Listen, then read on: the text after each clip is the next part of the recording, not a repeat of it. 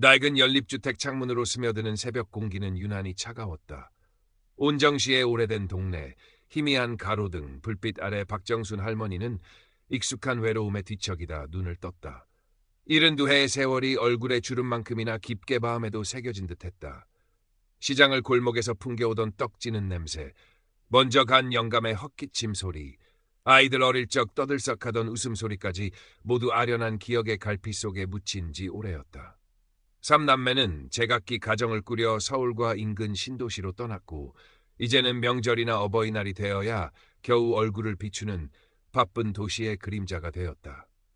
텔레비전 소리만이 유일한 말벗인 적막한 집안, 벽에 걸린 낡은 뻐꾸기 시계만이 매정각 시간을 알리는 뻐꾸기 소리로 잠시 정적을 깨뜨릴 뿐이었다. 그 소리마저도 이내 공허함 속으로 흩어졌다. 어머니, 이거라도 좀 만져보세요.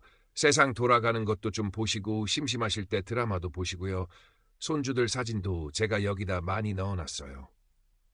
지난 어버이날 막내딸 은영이가 쥐어준 스마트폰은 정순 할머니에게 그저 검고 차가운 벽돌 조각 혹은 이해할 수 없는 외계의 물건처럼 느껴졌다. 복잡한 기능이며 깨알같이 작은 글씨는 돋보기를 쓰고 들여다보아도 눈앞이 어지럽고 머리가 지끈거렸다.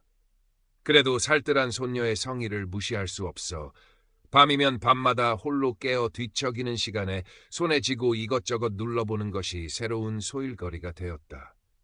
처음에는 전화 걸고 받는 것조차 버거웠지만 은영이가 주말마다 와서 차근차근 알려준 덕분에 이제는 제법 익숙하게 메시지를 확인하고 인터넷으로 날씨를 검색하거나 지난 드라마를 찾아볼 수도 있게 되었다. 그러던 어느 날 밤 잠 못 이루고 뒤척이다 무심코 스마트폰을 열었을 때 띠링하는 경쾌한 알림음과 함께 낯선 이의 메시지가 도착했다. 안녕하세요, 박정순 여사님. 혹시 실례가 안 된다면 잠시 대화 나눌 수 있을까요? 고즈넉한 온정시의 풍경 사진을 보고 여사님의 따뜻한 마음이 느껴져 용기 내어 연락드립니다. 푸른 소나무라는 어딘지 모르게 정갈하고 믿음직스러운 느낌을 주는 이름이었다. 자신을 현재는 사업차 두바이라는 먼 나라에 머물고 있는 58의 김민준이라고 소개한 그는 아내와는 오래전 병으로 사별했고 건축기사로 일하며 평생을 바쳤노라고 외아들은 미국에서 자리를 잡아 그곳에서 살고 있어 홀로 외롭게 지낸다고 했다. 정순 할머니는 자신과 비슷한 처지라는 말 그리고 따뜻함이 느껴진다는 그의 첫인사에 자신도 모르게 마음의 빗장을 아주 조금 아주 살짝 열었다. 처음에는 답장을 할까 말까 망설였지만 적막한 밤의 무료함과 알 수 없는 호기심이 손가락을 움직였다. 김 선생님은 어쩌다 그 먼 나라까지 가셔서 고생이십니까? 저는 온정시 토박이 박정순이라고 합니다. 젊어서부터 건설 일만 해왔습니다, 여사님. 가족들 먹여 살리고 아들놈 번듯하게 키우려니 여기까지 흘러왔네요. 그래도 정순 여사님처럼 이렇게 따뜻한 분과 이야기 나눌 수 있으니 외로움도 잠시 있습니다. 온정시 이름만 들어도 마음이 푸근해지는 곳일 것 같습니다. 그의 메시지는 늘 깍듯했고 다정했다. 맞춤법 하나 틀리지 않는 반듯한 글씨체하며 상대방을 배려하는 섬세한 표현들은 정순 할머니가 평생 주변에서 쉽게 접해보지 못한 종류의 것이었다. 매일 아침이면 밤새 안녕하셨습니까? 이곳 두바이의 아침 해가 여사님의 창가에도 따스하게 비추길 바랍니다. 오늘 하루도 즐거운 일만 가득하시기를 라는 정성스러운 인사로 시작했고 저녁이면 오늘 하루도 고생 많으셨습니다. 몸은 좀 어떠신지요? 부디 편안한 밤 되십시오. 좋은 꿈 꾸시고요. 라는 다정한 말로 끝을 맺었다. 마치 오래전 연애 편지를 받는 듯한 간질거리는 설렘과 함께 누군가 자신을 이토록 진심으로 걱정해주고 있다는 사실에 정순 할머니는 스마트폰 화면 속 작은 글씨들이 마치 따뜻한 온기를 품고 자신에게 말을 건네는 듯한 착각에 빠졌다. 온정시장 좌판에 앉아 손님을 기다리는 무료한 시간에도 홀로 텔레비전 앞에 앉아 저녁밥을 먹는 쓸쓸한 시간에도 그의 메시지는 어김없이 도착했고 그때마다 정순 할머니의 입가에는 소녀처럼 수줍은 미소가 떠올랐다. 때로는 그가 보내주는 두바이의 화려한 야경 사진이나 그가 일한다는 건설 현장의 웅장한 사진들을 보며 다른 세상 이야기를 듣는 듯한 즐거움도 느꼈다. 어느덧 김민준과의 대화는 정순 할머니의 일상에서 가장 큰 즐거움이자 누구에게도 말 못할 비밀스러운 위안이 되었다. 그는 정순 할머니의 소소한 푸념, 예를 들어 오늘은 무릎이 더 쑤셔서 시장에도 못 나갔다오. 혹은 막내딸 은영이가 시집갈 나이가 찼는데 통 소식이 없어 걱정이구먼 같은 이야기들도 마치 자기 일처럼 진지하게 들어주었고, 때로는 따뜻한 물에 무릎을 담그고 주무시면 한결 나아지실 겁니다. 은영 아가씨도 다 때가 되면 좋은 짝을 만날 테니 너무 염려 마십시오. 여사님 닮아 속 깊은 아이일 텐데요. 라며 지혜롭고 다감한 조언도 아끼지 않았다.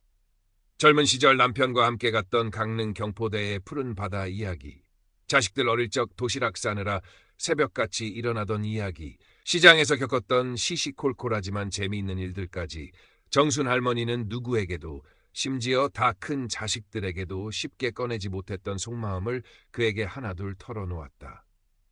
김민주는 마치 오래전부터 알고 지낸 마음 맞는 친구처럼, 혹은 말 못할 고민을 의지할 수 있는 든든한 연인처럼 그녀의 이야기에 귀 기울였고, 적절한 맞장구와 위로로 그녀의 마음을 어루만져 주었다. 김 선생님 덕분에 사는 게 다시 재미있어졌어요. 늙은이 하소연 들어주는 사람도 없고 답답했는데 고맙습니다, 정말로. 정순 할머니가 어느 날 밤 진심을 담아 메시지를 보냈다. 천만에요, 정순 여사님. 오히려 제가 더 감사합니다. 삭막하고 외로운 타국 생활에 여사님과의 대화는 제게 한 줄기 빛과 같습니다. 여사님의 따뜻한 마음씨와 지혜로운 말씀 덕분에 제가 오히려 힘을 얻습니다. 언젠가 한국에 돌아가면 꼭 찾아뵙고 이 감사함을 제대로 전하고 싶습니다. 그때까지 부디 건강 잘 챙기셔야 합니다. 그는 종종 한국에서의 미래를, 그리고 정순 할머니와 함께할 시간을 이야기했다. 제가 평생 모은 돈은 많지 않지만 은퇴하면 온정시 근처 조용한 시골에 내려가 아담한 전원주택을 짓고 싶습니다. 마당에는 여사님이 좋아하시는 봉숭아랑 채송화, 그리고 해바라기도 잔뜩 심을 겁니다. 아침에는 함께 산책하고 저녁에는 마루에 앉아 별도 보고 그런 소박한 행복을 꿈꿉니다. 정순 할머니는 그 말을 들을 때마다 가슴 한구석이 아련해지면서도 뺨이 발그레해지는 설렘을 감출 수 없었다. 잊고 지냈던, 아니 평생 가져보지 못했던 종류의 감정이었다. 누군가에게 온전히 이해받고 존중받고 그리고 사랑받고 있다는 느낌. 그것은 메마르고 갈라진 사막의 땅에 내리는 단비처럼 그녀의 황혼역 마음을 촉촉하게 적셨다. 그녀는 김민준을 김 선생님에서 자신도 모르게 민준 씨라고 부르기 시작했고, 그는 그런 변화를 기뻐하며 그녀를 정순 씨, 혹은 나의 소중한 정순이라고 불렀다. 그러던 어느 날 밤 정순 할머니가 막 잠자리에 들려 할 때 김민준으로부터 다급하고 절박한 목소리의 전화가 걸려왔다. 늘 문자로만 대화하던 그의 목소리를 듣는 것은 처음이었다. 생각보다 젊고 차분하면서도 어딘가 슬픔이 묻어나는 듯한 목소리였다. 정순 씨, 죄송합니다. 이렇게 밤늦게, 하지만 너무 급한 일이 생겨서 제발 제 이야기 좀 들어주세요. 정순 할머니의 심장이 쿵 내려앉았다. 무슨 일이 생긴 걸까?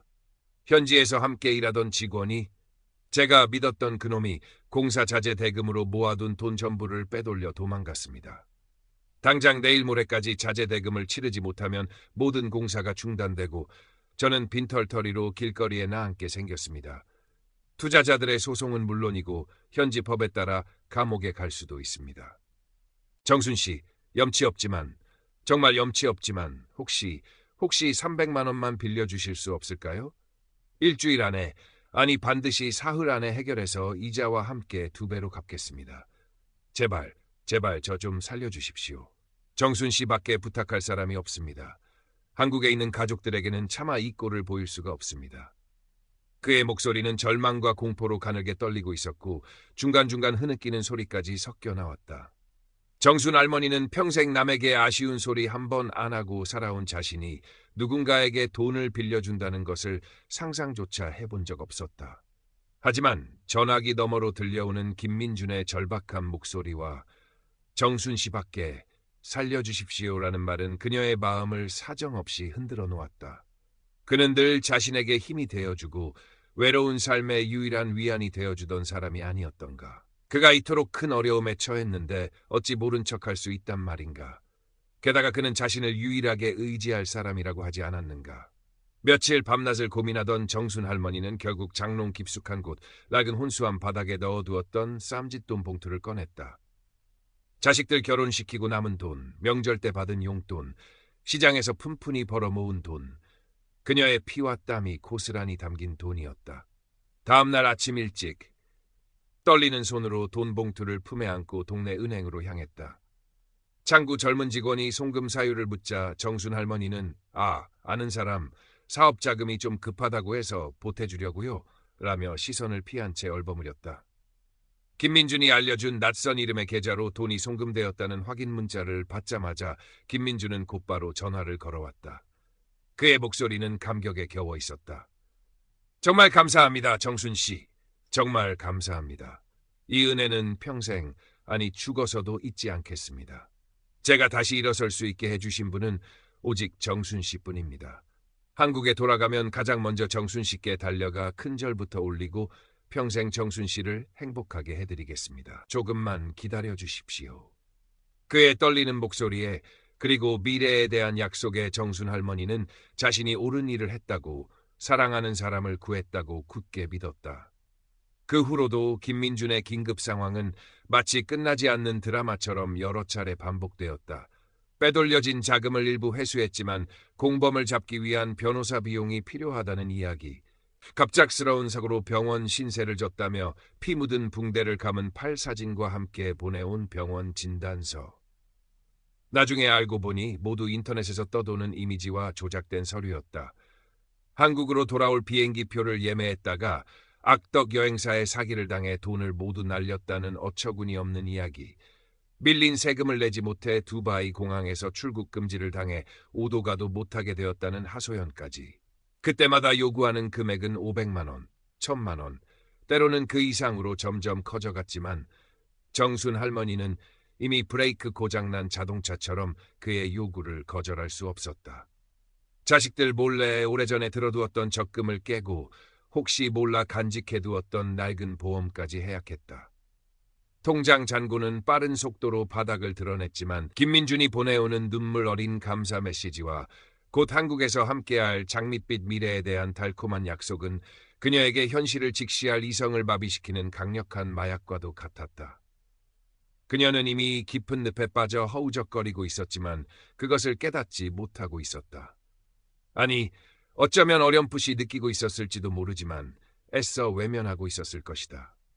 이 모든 것이 거짓이라면 자신의 남은 삶은 너무나 비참해질 테니까. 주말마다 할머니 댁을 찾는 손녀 은영은 할머니의 변화를 가장 먼저 그리고 가장 심각하게 감지했다. 부쩍 수척해진 얼굴과 깊어진 눈가의 그늘, 어딘가 초조하고 불안해 보이는 눈빛, 그리고 밤늦도록 스마트폰을 붙들고 누군가와 통화하거나 메시지를 주고받는 모습까지. 예전에는 은영이가 오면 그렇게 반가워하며 온갖 음식이며 이야기를 꺼내놓던 할머니가 이제는 은영이의 질문에도 건성으로 답하거나 자리를 피하려 했다. 결정적으로 할머니 방 서랍 깊숙한 곳에서 우연히 발견한 여러 장의 송금 영수증 뭉치는 은영의 마음속 작은 의심을 거대한 불안감으로 바꾸어 놓았다. 수백만 원씩, 그것도 여러 차례, 전혀 알지 못하는 사람의 이름으로 송금된 내역들. 할머니, 이 돈 다 어디다 보내신 거예요? 김민준이라는 사람, 혹시 인터넷에서 만난 사람이에요? 할머니, 요즘 그런 걸로 사기치는 사람들 진짜 많대요. 조심하셔야 해요. 어느 토요일 오후, 은영은 어렵게 말을 꺼냈다. 할머니가 가장 좋아하는 약과를 함께 먹으며 최대한 부드럽고 조심스러운 말투로.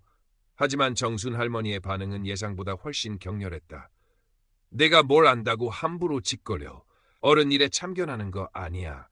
그 양반은 그런 파렴치한 사람 아니야. 나한테 얼마나 잘해주는데. 내 아비 애미도 너도 나한테 그렇게는 못해. 내가 내 돈 쓰는데 네가 무슨 상관이야. 평생 자식들에게 손주들에게 싫은 소리 한번 제대로 못하고 속으로만 끙끙 앓던 할머니가 처음으로 그렇게 큰 소리로 화를 내는 모습에 은영은 충격을 받고 할 말을 잃었다. 할머니의 눈빛은 분노와 함께 깊은 상처와 두려움으로 흔들리고 있었다. 은영은 직감했다. 할머니가 이미 너무 깊이 빠져버렸다는 것을.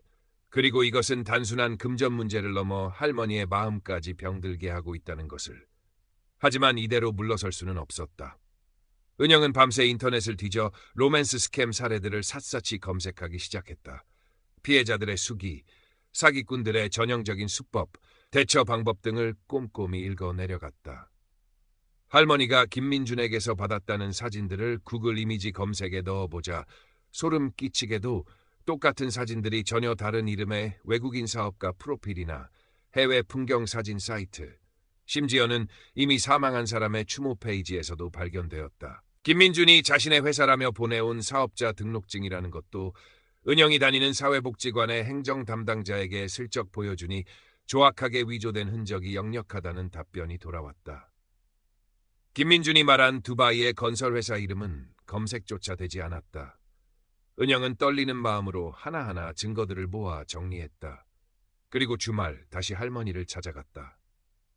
이번에는 아버지 박철수와 고모 박영미에게도 미리 연락하여 함께였다. 처음에는 어머니가 그럴 리 없다. 네가 너무 예민한 것 아니냐며 반신반의하던 철수와 영미도 은영이가 차분하게 제시하는 구체적인 증거들과 급격히 줄어든 어머니의 통장 잔고 앞에서 할 말을 잃고 심각한 표정이 되었다. 온 가족이 무거운 분위기 속에 거실에 마주 앉았다. 은영은 프린트해온 자료들을 할머니 앞에 하나씩 펼쳐놓으며 최대한 감정을 억누르고 차분하지만 단호한 목소리로 설명을 시작했다. 할머니, 이 사진 보세요. 할머니가 김민준 씨라고 알고 있는 이 사람 사진, 사실은 몇 년 전에 돌아가신 아르헨티나의 어떤 사업가 사진이에요. 인터넷에 다 나와 있어요. 그리고 이 사업자 등록증도 가짜고요. 할머니가 돈 보낸 계좌, 경찰에 아는 분 통해 알아봤는데 대포 통장이래요. 이미 다른 사기 사건에도 여러 번 이용된 계좌라고 하고요. 정순 할머니는 컴퓨터 화면 속 그리고 프린트된 종이 위의 증거들을 보고도 좀처럼 현실을 받아들이려 하지 않았다. 그녀의 두 손은 가늘게 떨리고 있었고 입술은 파르르 경련을 일으켰다. 아니다, 아닐 거야. 이건 다 뭔가 오해가 있는 걸 게다. 민준 씨는 나한테 진심이었어. 그이가 나한테 얼마나 다정했는데, 나를 얼마나 위했는데. 그녀의 목소리는 확신보다는 절박한 바람, 처절한 부정에 가까웠다. 철수가 답답하다는 듯 한숨을 내쉬며 말했다. 어머니, 제발 정신 좀 차리세요. 세상에 어떤 남자가 만난 지 몇 달도 안 된 여자한테 사업 자금이며 병원비를 몇 천만 원씩이나 빌린단 말입니까? 그게 다 어머니 돈 노리고 접근한 수작이란 걸 왜 모르세요? 네 오빠 말이 맞다. 엄마, 우리가 아무리 엄마한테 잘 못해드렸어도 그렇지. 어떻게 얼굴도 한번 못 본 사람한테 그렇게 큰 돈을. 엄마 평생 모은 돈이잖아. 영미도 울먹이며 거들었다. 자식들의 다그침과 원망 섞인 목소리, 그리고 눈앞에 펼쳐진 냉혹한 증거들. 정순 할머니는 더 이상 버틸 힘이 없었다. 마치 온 세상이 무너져 내리는 듯한 절망감, 그리고 자신이 평생을 바쳐 지켜온 모든 것이 한순간에 부정당하는 듯한 참담함에 휩싸였다. 그때 김민준으로부터 또다시 메시지가 도착했다. 마치 이 모든 상황을 비웃기라도 하듯. 나의 소중한 정순 씨, 지금쯤 많이 힘드시겠지요. 하지만 조금만 더 힘을 내주세요. 제가 지금 마지막 관문에 와 있습니다. 두바이에서의 모든 사업을 정리하고 한국으로 완전히 돌아가려는데 마지막으로 해결해야 할 세금 문제와 비행기 표값이 조금 부족합니다. 이번이 정말 마지막입니다. 당신 명의의 집을 담보로 대출을 받으시거나 잠시 파셨다가 제가 한국에 가서 더 좋은 집으로 마련해 드릴 테니 딱 5천만 원만 더 보내주실 수 없을까요? 이 돈만 있으면 모든 것을 깨끗하게 해결하고 당신 곁으로 약속했던 우리의 보금자리로 갈 수 있습니다. 우리의 행복한 미래가 바로 코앞에 와 있습니다. 제발 제 마지막 부탁을 들어주세요. 메시지를 읽어 내려가는 정순 할머니의 얼굴은 하얗게 질려갔다. 평생의 보금자리, 죽은 영감과 함께 이룬 유일한 재산인 이 낡은 연립주택마저 내놓으라는 악마의 속삭임. 그녀는 스마트폰을 손에 쥔 채 부들부들 떨었다. 더 이상 희망도 미련도 남아있지 않았다. 오직 지독한 배신감과 수치심, 그리고 스스로에 대한 깊은 혐오감만이 그녀를 짓눌렀다. 내가 이런 바보 같은 년이었어. 평생을 이렇게 어리석게 살았어. 정순 할머니는 결국 참았던 울음을 터뜨리며 그 자리에 주저앉았다. 마치 어린아이처럼 서럽게 온몸으로 통곡했다. 곁을 지키던 은영과 철수, 영미는 차마 아무 말도 건네지 못하고 그저 말없이 할머니의 등을 토닥여줄 뿐이었다. 거실에는 정순 할머니의 처절한 울음소리와 함께 깨져버린 믿음과 산산조각난 꿈들이 먼지처럼 떠다니는 듯했다. 한바탕 폭풍우가 지나간 거실에는 슬픔과 허탈함 그리고 짙은 분노가 뒤섞인 공기만이 무겁게 아주 무겁게 내려앉아 있었다. 다음 날 퉁퉁 부은 눈으로 밤을 지새운 정순 할머니는 은영의 부축을 받으며 힘겹게 온정경찰서 사이버 수사팀으로 향했다. 떨리는 손으로 진술서를 작성하는 내내 그녀의 눈에서는 마르지 않는 눈물이 하염없이 흘러내렸다. 김민준, 아니 이현우라는 그 망할 놈은 내 돈만 가져간 게 아니에요. 내 마음, 내 청춘의 마지막 희망, 내 남은 인생의 자존심까지 다 짓밟고 훔쳐갔어요. 젊은 수사관은 안타까운 표정으로 할머니의 이야기를 경청하고 기록했지만 로맨스 스캠, 특히 해외에 서버를 두고 점조직 형태로 운영되는 범죄는 용의자 특정과 추적이 매우 어렵고 설령 검거한다 하더라도 피해 금액을 되찾을 가능성은 희박하다는 암담한 현실을 조심스럽게 전해주었다. 그 말은 정순 할머니에게 사형 선고나 다름없었다. 집으로 돌아온 정순 할머니는 며칠 동안 식음을 전폐하고 방 안에만 틀어박혀 지냈다. 창밖으로 쏟아지는 따스한 봄 햇살도 시장 골목에서 들려오는 활기찬 사람들의 소리도 그녀에게는 아무런 의미가 없었다. 평생을 아끼고 모아온 재산을 한순간에 허망하게 날렸다는 극심한 자책감과 인간에 대한 깊은 배신감, 그리고 다시 찾아온 지독한 외로움은 그녀를 깊고 어두운 절망의 늪으로 끌어내렸다. 차라리 그때 영감 따라 저 세상으로 갔어야 했는데 이 무슨 망신이고 이 무슨 꼴이람. 자식들 볼 낯도 없고 이웃들 보기에도 창피해서 고개를 들 수가 없네. 그녀는 밤마다 잠꼬대처럼 넋두리를 쏟아내며 이불을 뒤집어쓰고 흐느꼈다. 그런 할머니를 가장 안타깝고 걱정스러운 눈빛으로 지켜본 것은 손녀 은영이었다. 은영은 다니던 사회복지관에 잠시 휴직계를 내고 거의 매일 할머니 댁으로 출근하다시피 했다. 말없이 할머니 곁을 지키며 말벗이 되어주고 입맛이 없다며 손살에 치는 할머니에게 억지로라도 따뜻한 죽을 끓여 한 술씩 떠먹였다. 처음에는 모든 손길을 귀찮아하며 뿌리치던 정순 할머니도 지극정성으로 자신을 돌보는 손녀의 따뜻한 마음에 조금씩 마음의 빗장을 열기 시작했다. 할머니, 다 할머니 잘못 아니에요. 그놈이 천하에 둘도 없는 나쁜 놈이지. 할머니는 그냥 사람을 너무 쉽게 믿었던 것뿐이에요. 그리고 많이 외로우셨던 거잖아요. 누구라도 그 상황에서는 흔들릴 수 있었을 거예요.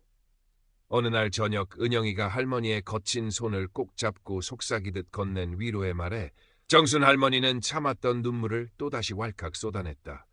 하지만 그것은 이전의 절망과 자책으로 가득 찼던 눈물과는 조금 다른 가슴속 깊이 응어리져 있던 슬픔과 분노가 조금씩 녹아내리는 듯한 정화의 눈물이었다. 아들 철수와 딸 영미도 이전과는 확연히 달라진 모습으로 어머니를 찾았다. 그동안 바쁘다는 핑계로 혹은 어머니는 늘 강인한 분이라는 생각에 무심코 소홀했던 지난 날들을 깊이 반성하며 주말마다 번갈아 찾아와 맛있는 음식을 해드리고 함께 텔레비전을 보거나 동네 공원을 산책하며 못다한 이야기를 나누려 노력했다. 처음에는 서먹하고 어색했던 분위기도 조금씩 진솔한 대화가 오가면서 잊고 지냈던 가족의 온기가 정순 할머니의 차갑게 얼어붙었던 마음을 아주 천천히 하지만 분명하게 녹이기 시작했다. 그러던 어느 날 은영은 할머니에게 작은 포트에 담긴 예쁜 채송화 모종 하나를 내밀었다. 할머니, 이거 김 선생님, 아니 그 사람이 할머니랑 같이 마당에 심고 싶다고 했던 꽃이잖아요. 비록 그 사람과의 약속은 다 거짓이었지만 꽃은 아무 잘못 없잖아요. 우리가 대신 예쁘게 심어서 키워요. 정순 할머니는 말없이 화분과 작은 모종삽을 받아들었다. 그리고 아주 오랜만에, 정말 아주 오랜만에 희미하지만 작은 미소를 지었다. 그 미소는 마치 긴 겨울 추위 끝에 빼꼼히 고개를 내민 봄 새싹처럼 작지만 강인한 생명력을 품고 있는 듯했다. 시간이 약이라는 진부하지만 틀림없는 말처럼 정순 할머니의 깊은 상처는 더디지만 조금씩 아물어갔다. 여전히 문득문득 그날의 악몽 같은 기억이 파편처럼 떠올라 가슴이 철렁 내려앉고 숨이 막힐 때도 있었지만 그럴 때마다 곁을 지켜주는 손녀의 따뜻한 손길과 자식들의 진심 어린 격려가 그녀를 절망의 구렁텅이에서 다시금 붙잡아 주었다. 은영의 적극적인 권유로 동네 노인복지관에서 운영하는 로맨스 스캠 피해 노인들을 위한 심리상담 프로그램에도 참여하기 시작했다. 처음에는 남들에게 자신의 치부를 드러내는 것 같아 망설였지만 그곳에서 자신과 똑같은 혹은 더 심한 아픔을 겪은 다른 사람들을 만나 진솔한 이야기를 나누고 서로의 상처를 보듬어 안으면서 혼자가 아니라는 사실에 큰 위로와 힘을 얻었다. 그들은 서로의 경험을 공유하며 사기꾼들의 수법을 분석하고 다시는 같은 피해를 당하지 않기 위한 정보도 교환했다. 어느덧 따스한 봄 햇살이 온정시 골목골목을 환하게 비추는 계절이 돌아왔다. 정순 할머니는 은영과 함께 연립주택 작은 베란다 한쪽에 마련한 아담한 플라스틱 화분에 채송화와 봉숭아 씨앗을 심었다. 호미로 작은 흙을 고르고 조심스럽게 씨앗을 뿌리고 정성스럽게 물을 주면서 그녀의 얼굴에는 조금씩 예전의 생기가 돌기 시작했다. 아직 완벽하게 예전의 활기찬 모습으로 돌아간 것은 아니었지만 그녀는 더 이상 과거의 절망과 후회의 그늘에만 갇혀 있지만은 않았다. 그녀는 다시 시장에 나가 소일거리를 시작했고 오랜만에 만난 이웃들과 웃으며 이야기를 나누기도 했다. 어느 날 오후 경로당 앞 평상에 앉아 다른 할머니들과 시원한 바람을 쐬며 이야기를 나누던 정순 할머니가 문득 결심한 듯 나지막하지만 힘있는 목소리로 자신의 이야기를 꺼냈다. 처음에는 주저하는 듯했지만 이내 담담하게 자신이 겪었던 로맨스 스캠 피해 사실을 털어놓았다. 요새 인터넷으로 사람 사귀는 거 그거 정말들 조심해야 혀. 나처럼 늙은이들 외로운 마음 파고드는 아주 못된 놈들이 있더라고. 아무리 달콤한 말로 살살 꼬드기고 불쌍한 척 눈물 바람을 해도 돈 이야기 꺼내면 그건 100이면 100, 아니 1000이면 1000 사기꾼들이여. 나처럼 평생 피땀 흘려 모은 돈 한순간에 날리고 길바닥에 나앉고 싶지 않으면 정신 똑바로 차리고 절대 속아 넘어가면 안 된다고. 내가 아주 뼈저리게 호되게 당해봐서 아는겨. 그녀의 말에는 쓰라리고 아픈 경험에서 우러나온 진심과 간절함이 담겨 있었다. 이야기를 듣던 할머니들은 저마다 아이고 저런 못된 놈들이 다 있나. 정순이 고생 많았네 그려하며 안타까움과 분노를 터뜨리면서도 한편으로는 우리도 조심해야겠다며 경각심을 갖는 눈치였다. 박정순 할머니는 더 이상 자신의 과거를 부끄러워하며 숨기려 하지 않았다. 자신의 아픈 경험이 다른 누군가에게는 소중한 경고가 되고 예방이 될 수 있다면 그것으로 족하다고 생각했다. 그것이 자신이 받은 상처를 조금이나마 의미 있게 만드는 길이라고 믿었다. 그날 저녁 정순 할머니는 오랜만에 자식들과 손녀를 집으로 초대했다. 비록 예전처럼 푸짐하고 풍성한 밥상은 아니었지만 구수한 된장찌개, 끓는 냄새와 함께 정겹고 따뜻한 웃음소리가 작은 연립주택 집안에 가득 찼다. 창밖으로는 저녁 노을이 온 세상을 붉게 물들이고 있었고 베란다에 채송화와 봉숭아는 수줍은 듯 작은 꽃망울을 하나둘 터뜨리고 있었다. 박정순 할머니는 생각했다. 잃어버린 돈은 영영 돌아오지 않을 것이고 한번 깊이 팬 마음의 상처는 쉽게 아물지 않겠지만 그래도 삶은 계속된다고. 그리고 그 고단하지만 소중한 삶 속에는 여전히 따뜻한 희망과 사랑이 숨쉬고 있다고. 그녀는 창가에 놓인 이제는 제법 푸른 잎을 제법 틔운 작은 화분들을 바라보며 조용히 웃었다. 햇살 한 줌이 그녀의 희끗희끗한 머리칼 위로 그리고 새롭게 피어나는 작은 생명들 위로 더없이 부드럽고 따스하게 내려앉고 있었다.